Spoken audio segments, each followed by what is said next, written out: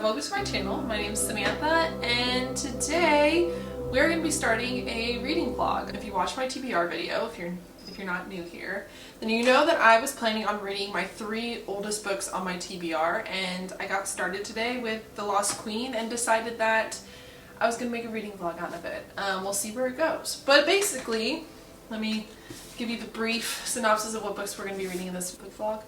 The Tiger's Daughter. This has been on my TBR for like 2 years now. I got it at McKay's when we were still living in Nashville, so I figured that needed to be read. The Lost Queen, which I'm starting to read today. This has been on for my TBR for the same thing, about 2 years. I got it at Books A Million. We lived in Clarksville. And then the last is The Ruin of Kings by Jen Leons. Same thing, Books A Million in Clarksville. So, if you want to know more about these books, you can go watch my TBR video, but this is what we are looking at for the near future. I have decided to go ahead and get started on The Lost Queen, mostly because in my Libby app, this came in as an ebook, and if you don't know already, and if you can't tell from the stains on my shirt and the ragged appearance of myself, I have 2 young kids, so I find that Kindle and ebooks are the way to go. And since this came in on that, I'm going to go ahead and breeze through it. I've got some time actually this afternoon because both of my boys are sleeping, hoping to get a chunk of that done. Sadly and annoyingly, this one does not have an ebook or an audiobook, and this one only has an audiobook. However, this is a fantasy book, and I find personally audiobooks and fantasy do not mix for me. I need something physical to read to really understand fantasy worlds, especially if they are elaborate. I have to have the physical. That's just how I learn. So audiobook, I'll try. I'll probably have to read along with the audiobook, or I'll have to at least read like the first portion of this book in order to like get what I need out of it. And then yeah, neither for this book, which is sort of weird. I hear a lot about this. Well, I have heard a little bit about this on BookTube, so I would have thought there would be an ebook or an audiobook at my library, but there wasn't. So it might be a struggle. This might actually be a reading vlog that lasts a couple weeks. I'm not gonna lie to you guys. So buckle up. We're gonna see if these old books on my TBR should have been unhauled by now, or if they were worth sitting there for as long as they have, or if I should have read them sooner. Honestly, that's the real moral of the story is read your books sooner. I'm gonna find out that I love all 3 of these books and they're like the best books of the year, and I completely ignored them for 2 years and they've just been sitting on my shelf. But anyways, I will talk to you guys soon later with an update. Bye. Life is crazy. Life is hectic. You're not helping with that, sir. So I just spent like 10 minutes trying to edit a reading journal video. I decided that's not my jam. That was awful to edit, and I just don't know what to do with it. Like, I don't do bullet journals, so it's not like you guys are getting any like cool art. It's literally just me writing stuff. So I decided no, which also means that tomorrow I'm gonna have to last minute think of a video and put it up, because you can't mess with like the algorithm, the YouTube thing. Like, gotta try to keep posting regularly, you know? Anyways, you're not here for that. You're here for my reading vlog. I'm 30% into The Lost Queen. I like this so far. It is definitely slow, but I am really enjoying this setting, and I think that's what's really keeping me intrigued and wanting to read more. We're about 30% in, and nothing has really happened necessarily. You're really just following the main character, Langareth, like through her life. When the book starts off, she's 12. Now she's almost 16. She just went through like a coming of age ceremony. But honestly, like the big aspect of this is definitely the setting. It is right after the Romans leave Britannia. You get a really cool mesh of Christian faith and a pagan faith. Langareth herself is a pagan. So like you're getting all of that. I believe that's where we're headed in this book, is that the Christians and the pagans are eventually going to have a conflict of some sort. Just now in the book, there's a forest, like a forest of trees that the pagans believed held their like ancestral memories, and like they use for ceremonies and to get blessings from the gods. and one evening it gets completely chopped down and burnt, and the only thing left there is a burial ground of a monk.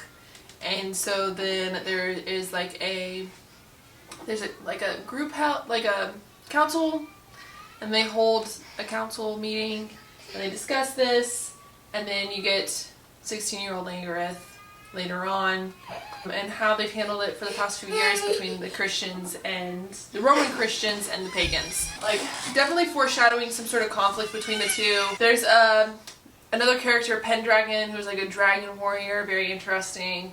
But yeah, it's okay. It's decent. It's very slow. We are chugging along. We got 30% in yesterday, and hopefully I will be able to finish it either today or tomorrow.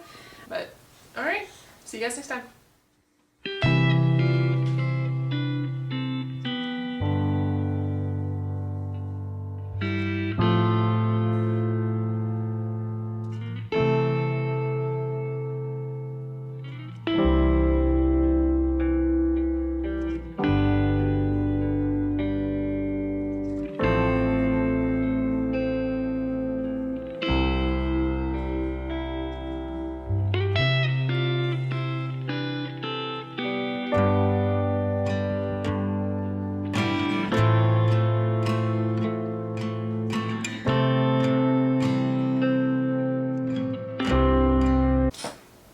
Hi guys, sorry about the mess. It's a thing that happens in this household. I just finished The Lost Queen this morning. It took me about 3 days to read. My final thoughts. Well, I guess not my final thoughts. My immediate thoughts after finishing the book is that this is like a 2.5, 3-star book. Could have lived without reading it for sure. Like, I don't think it really gave me anything. It's an okay book. I almost DNF'd this, I'm not gonna lie. I almost DNF'd this about, I would say, halfway through. 30% through. About 30% through, I almost DNF'd this. Instead, I ended up just skimming some stuff and like trying to read the dialogue through. The reason that is because it was so dense with the historical setting. So I read about this author, Signa Pike, and apparently she spent 6 years researching and studying this time period, which it really does show in her book. Like, I was completely immersed in the setting. I think that was one of the things that kept me reading, as much as it also hindered me reading. I found the setting to be incredibly intriguing and interesting. However, it was almost like the J.R. Tolkien thing, where it was like, here's this tree in this forest and let me give you the history of this tree. And I was just like, I don't care about the history of the tree. I care about the characters. I want to know what's going on. So about 30% through, I started kind of skimming, going to more dialogue. And I would say the third time skipped is when I started to get more invested in the story, and I went back to reading it like I normally would. That's another thing with this book that I didn't quite appreciate, was that they did a lot of time skips. So you see her, think about almost like 10-year increments. You see this main character, Langareth. And while it was okay, I didn't mind that for the first few times. I think the last time they skipped, they completely glossed over the death of her father, which I think would have been more impactful had we seen that. Instead, we concentrated on the death of a different character right before then.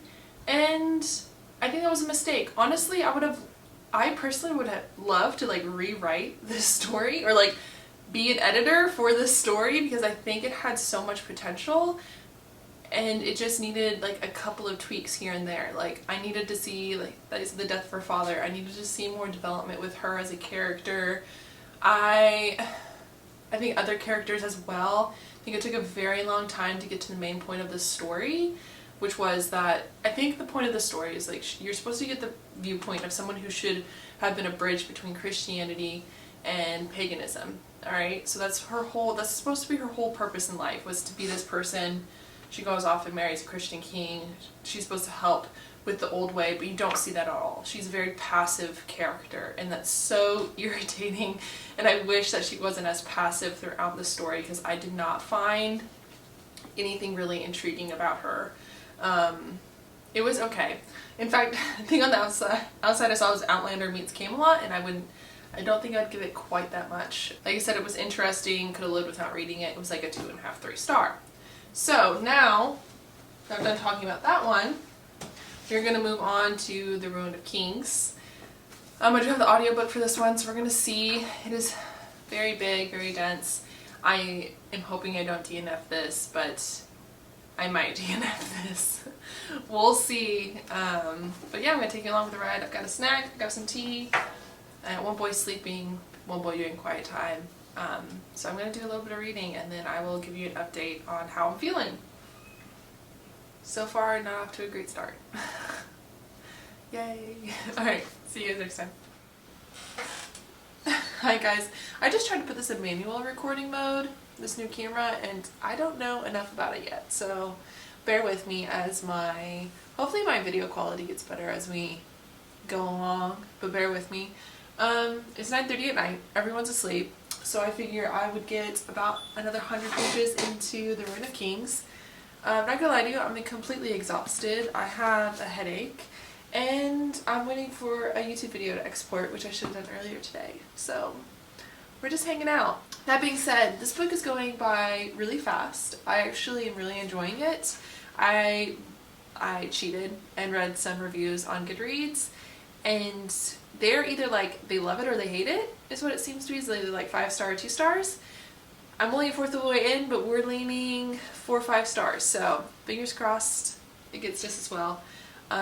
Like I mentioned, I'm freaking exhausted, so I've got, in order to stay awake and help me out, a little comfort food, right? Some Uncrustables, and some headache tea from David's Tea. We're going to see how this is.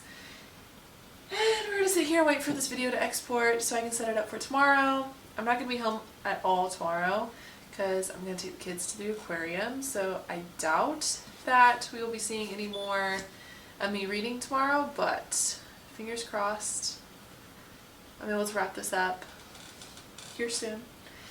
And yeah, so I'm going to take you along to do a little reading with me, but let's get her done.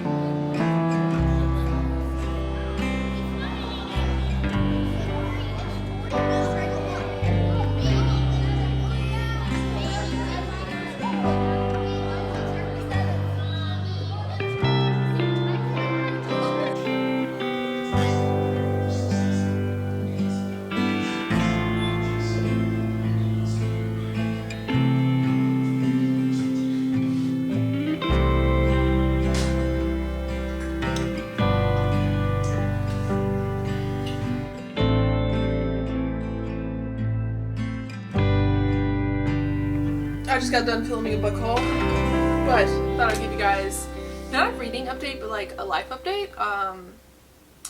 My mental health last night and this morning just took a dump. I didn't get much reading done this morning just because like I haven't been in the mood. I've also noticed that, or realized that as a mom, no one cares about your mental health. Your children do not care. You can try to communicate with your 2-year-old that you're not having a good day, and they might listen, but they also might throw pizza at you because they didn't want pizza, they wanted chicken nuggets for lunch. Anyways, also, just like as a life update, as far as like my life, my journey, I've realized that my previous coping mechanisms for bad mental health days just don't work with kids. I physically can't go for a run. I can't go to the gym because I have 2 kids I have to take care of. I can't go do something crazy with my hair. I can't like go get a tattoo or get a piercing or other, you know, fairly healthy coping mechanisms that I used to have. So instead, today I grabbed my favorite hot drink, some dirty chai, and me and my boys went for a ride to get said drink. And we blasted Fall Out Boy while I danced and sang while driving, so not too crazy, right? And it seemed to help quite a bit. If you can't tell, my sons, like I said, they're always so demanding. But filmed a book haul, so I got to talk about books, which always makes me a little bit happier. And I think now I'm going to go read and take care of that one over there. But yeah, it's just been kind of shitty, you know? I've only got, as far as a reading update.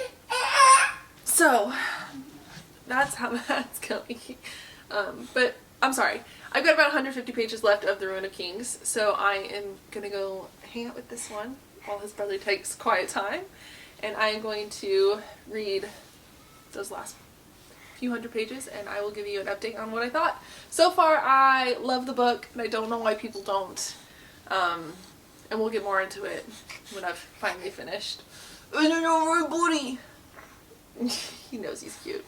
Okay, I'll see you guys later. Bye.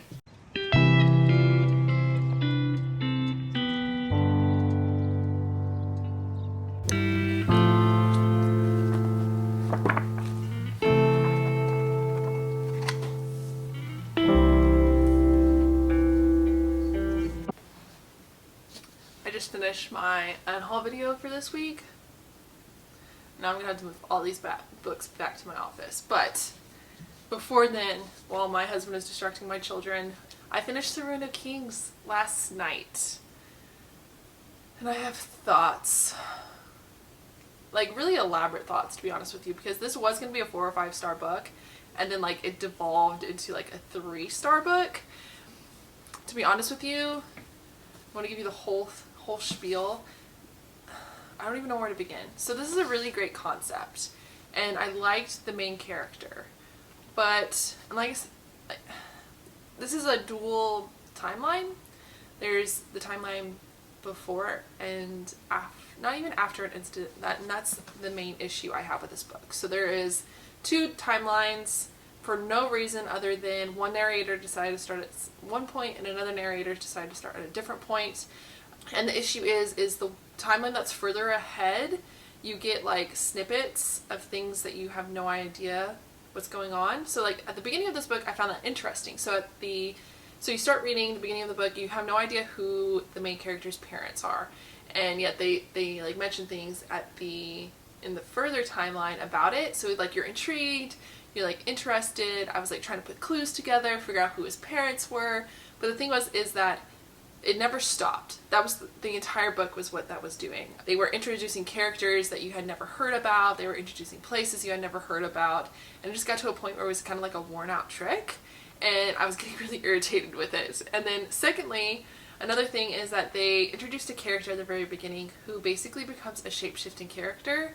And I found it to be like a very plot convenience, because this character just so happened to be like that was the spin. That was always the plot twist. Was like it was this character disguised as another one, and that's how they knew everything, and that's how they tricked them, and that was really irritating as well. There was another aspect of it is an unreliable narrator, which is interesting. I enjoyed that part.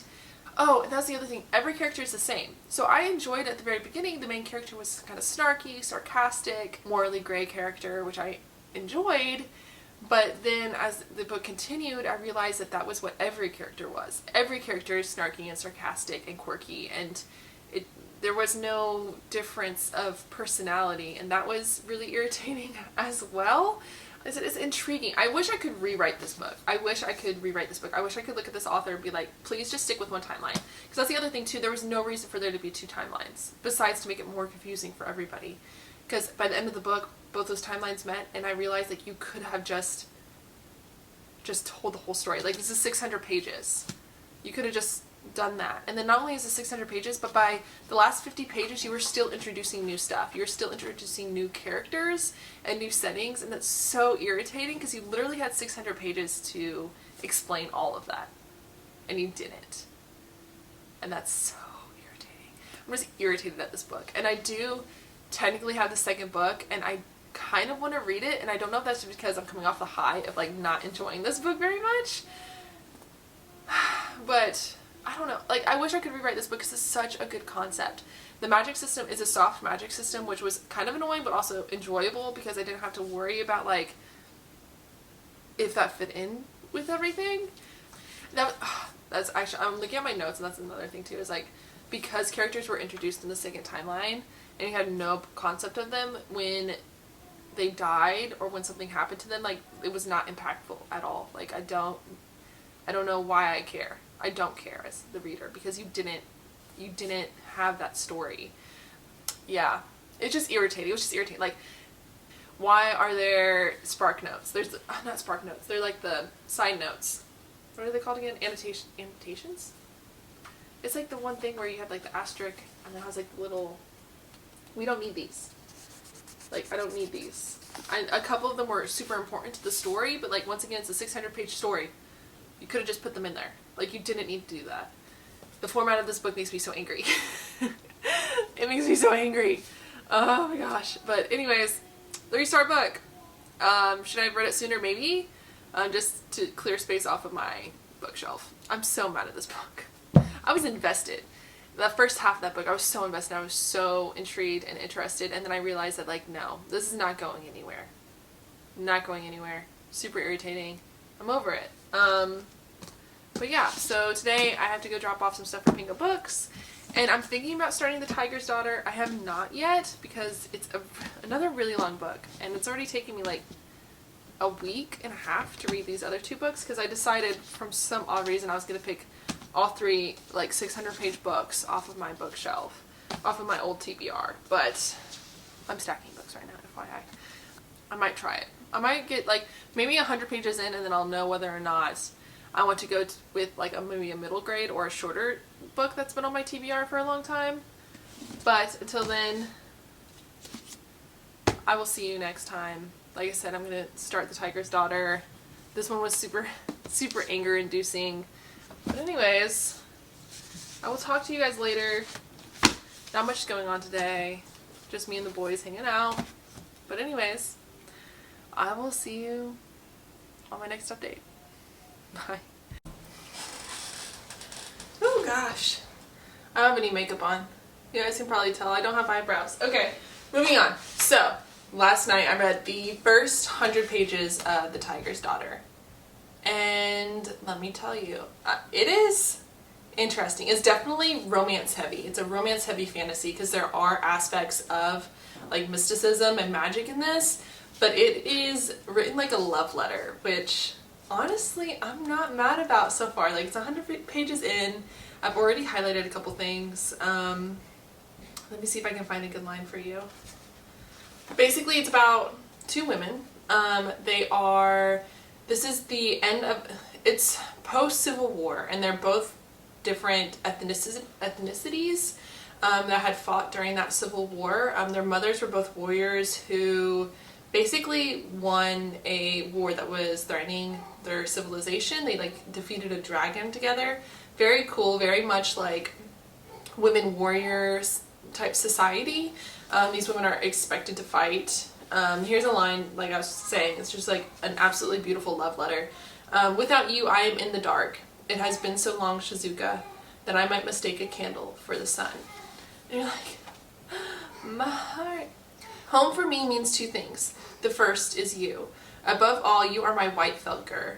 You are my bright red door, and you are my warm fire. But if I cannot have you, then I will have silver. The silver of the steppes, swaying grass. The silver of winter. The silver of clouds coloring grandmother's sky. Like, the prose is beautiful. It makes me want to read. And yeah, I'm excited. You know, I was thinking like, there's no way I'm gonna be able to complete this vlog by Sunday for me to like post it if I had to read another like 500-page book. But this is gorgeous so far. When we entered the room, she tried to shoo us away from the man in the stretcher.